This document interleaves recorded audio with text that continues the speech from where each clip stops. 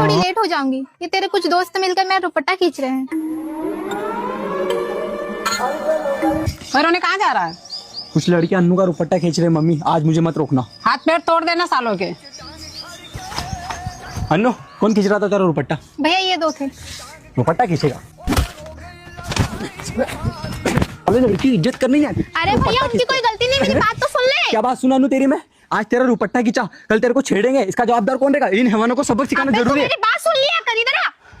यहाँ से मैं निकल रही थी, हवा चली और मेरा दुपट्टा पेड़ पे अटक गया। तेरे दोस्त निकालने में मदद कर रहे थे मेरी। यहाँ से दुपट्टा खींच रहे थे क्या वो लोग? हाँ। रुक अन्नू, मैं उनको सॉरी बोल के आता हूँ। अरे भैया मत मारो, मर जाएगा वो। अन्नू बचा।